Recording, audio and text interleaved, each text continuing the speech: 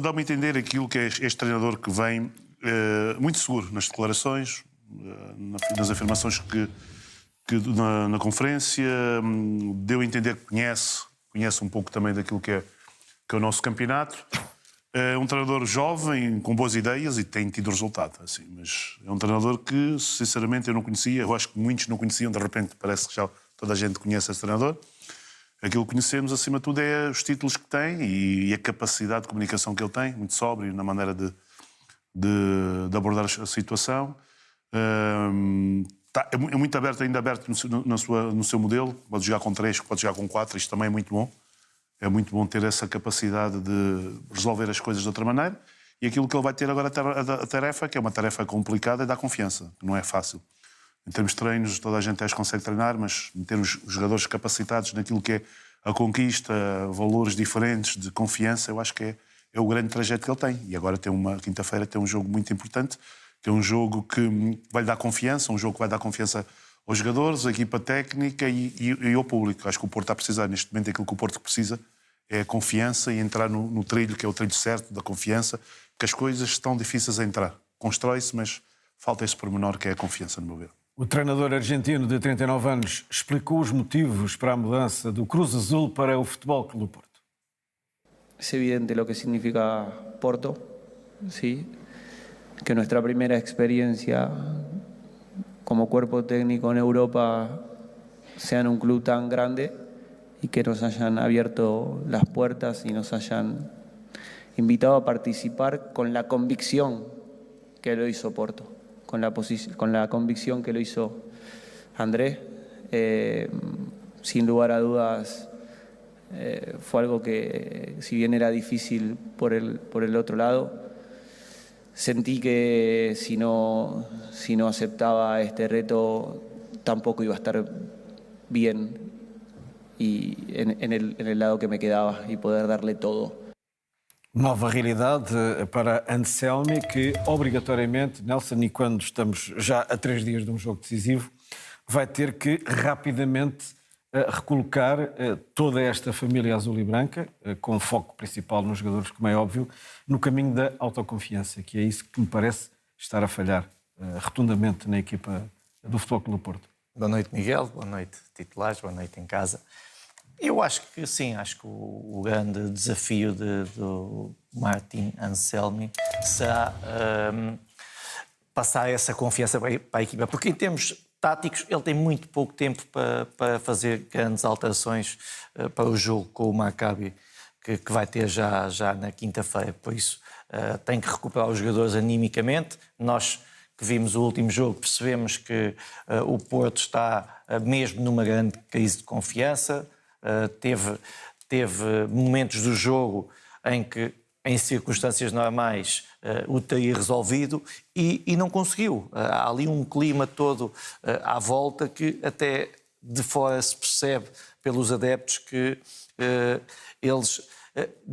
Não é uma questão de insatisfação, mas é uma questão de perceber que o Porto sempre apresentou mais do que aquilo que apresenta nesta altura, em termos da raça, do cair, das dinâmicas, e que agora se vê jogadores, alguns até com medo de ter a bola. Parece-me que o grande trabalho do Anselmi será a recuperação psicológica destes jogadores para conseguir um bom resultado na Liga Europa. André Vilas-Boas está confiante que Martin Anselmi é o líder certo para orientar o Futebol Clube do Porto. No Museu do Clube, o presidente dos Dragões deu as boas-vindas ao técnico argentino. Bem-vindo, querido Martin Anselmi. Desejo-te muito sucesso no Futebol Clube do Porto. O Futebol Clube do Porto tem uma história enorme com pessoas que nasceram no teu país, argentinos, treinadores, jogadores, que nos deixaram muitas boas memórias, que conquistaram aqui muitos troféus. E estamos seguros que tu trarás também muito sucesso, muitos troféus a este clube. Temos muita esperança depositada em ti e acreditamos muito que és a continuação viva do nosso projeto desportivo, o projeto desportivo que ambicionamos para o clube, uma união e simbiose de estruturas desportivas e estamos seguros que és o líder que precisávamos. Sejas muito bem-vindo e passar-te desde já o teu cartão de sócio do Futebol Clube do Porto e bem-vindo à nossa família. Bruno, e depois de uma aposta que acabou por não correr bem em Vítor Bruno, temos agora a direção presidida pelo André Vilas-Boas a apostar num treinador argentino. É uma aposta de risco? Bem, boa noite, Italares, boa noite lá em casa. Sim, risco há sempre, mas acho que é uma aposta de alguém que sabe quem está a contratar. Acho que tanto o Vilas-Boas como o José Rei e o Jorge Costa, para apostarem neste treinador é porque têm as informações que eles acham que são as corretas para este momento do Porto. A verdade é que pior do que está, o Porto é difícil de ficar. Gostei da apresentação, gostei do discurso. Mais do que ter ganho títulos, o importante agora é, como o Nelson e o Chinho já frisaram, é devolver a confiança aos jogadores do Porto. Como se viu ontem, os jogadores estão completamente... não é só confiança, parece que às vezes já nem conseguem jogar porque parece que tudo corre mal, desde o gol que sofreram, desde a falhar 2 penaltis. E a verdade é que, como tu disseste bem, tem risco, mas por aquilo que ele mostrou no Cruz Azul, pela irreverência, pelo discurso, o fundamental é ele fazer com que os jogadores acreditem no processo dele. É um corte com o passado. O Vítor Bruno já estava há 8 anos no Porto, quer com Sérgio, quer com ele sozinho. É um corte com o passado. Para vermos como o futebol muda, de repente já temos o Sporting já com 4 defesas e o Porto se calhar já com 3 defesas, e o futebol é mesmo assim.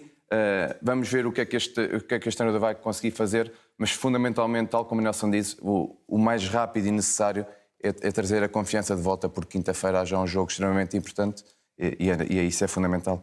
Muito bem, e foi com Anselmi na bancada que o Futebol Clube do Porto voltou a tropeçar.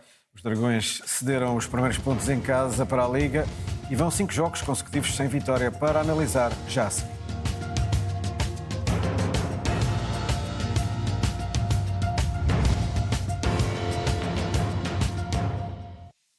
Depois de ter falhado um penalti aos 72 minutos, Galeno assumiu aos 90+6 a marcação de uma segunda grande penalidade que daria a vitória ao Futebol Clube do Porto.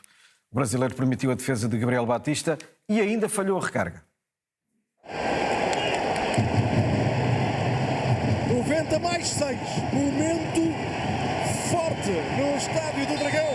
Galeno autoriza André Narciso, pode ser o gol da vitória do Porto depois de 4 derrotas consecutivas. Galeno concentrado, o remate e defende Gabriel Batista, a recarga falha.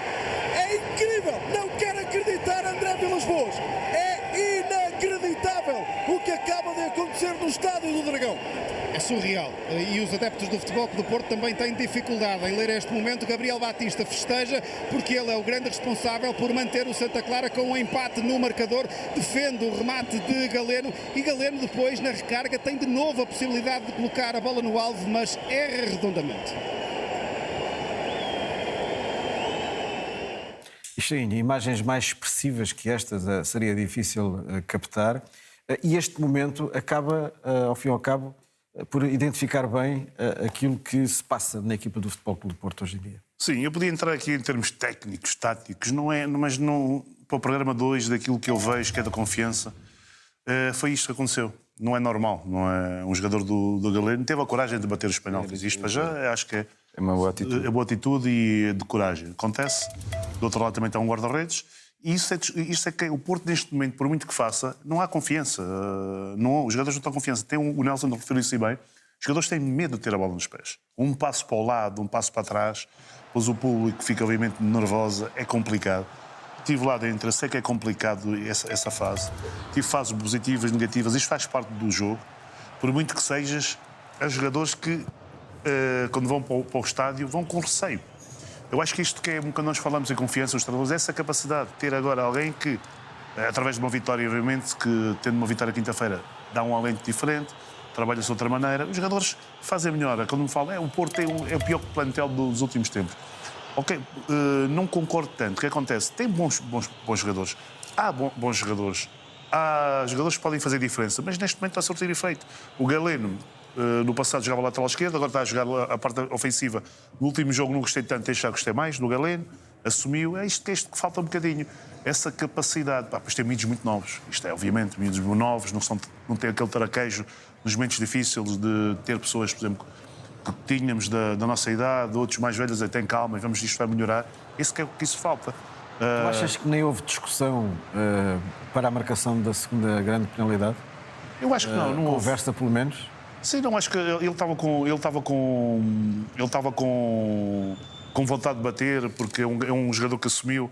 Havia jogador, agora diga-me qual é o jogador que podia bater naquele momento, o Fábio? Como é que ele se sentia por dentro? Sentia por dentro. Ele quis assumir, mas por dentro, se calhar, podia estar... Mas tu vais para assumir, por exemplo, se tu vais para assumir... Tem que ser... Tem que ser profissional. Okay, agora devia ser outro. Decisão... Okay, agora diga-me lá qual é o jogador, tirando o Fábio, Fábio, que fosse bater. Qual é o jogador agora que ia bater em termos daquela... Num momento difícil, que ia bater? É o Galeno, seria o Galeno.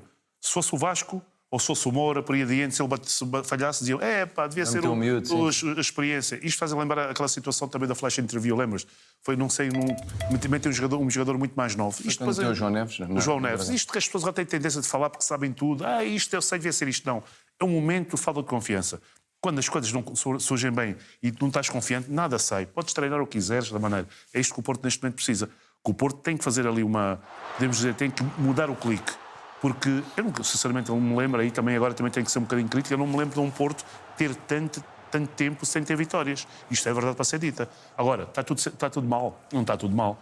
Agora, o Presidente disse-o bem, há tempo ainda para dar a volta, preparar até o futuro, acho que ainda pode lá chegar ao título. Agora, são situações que o futebol que é difícil, por isso que eu digo que a experiência e o facto de jogares e grandes palcos e teres situações dessas é que dão o traquejo. Eu acho que neste momento precisa de alguém que acalme aquilo a tirar um bocadinho, porque esses jogadores estão a jogar sob brasas, não está a ser fácil. Mas lembras-te de um futebol Clube do Porto com tantas fragilidades como esta versão? Sinceramente não. Eu acho que também começou mal de início. Às vezes as pessoas têm que ser coerentes com aquilo que vêm. Às vezes dizer que o Porto era candidato ao título, acho que não... Independentemente de tudo, são sempre candidatos ao título os três grandes, mas tinham que ser sinceros e perceberem que se calhar o Porto não deveria ser candidato ao título. Deixavam correr as coisas e depois com o tempo iam vendo.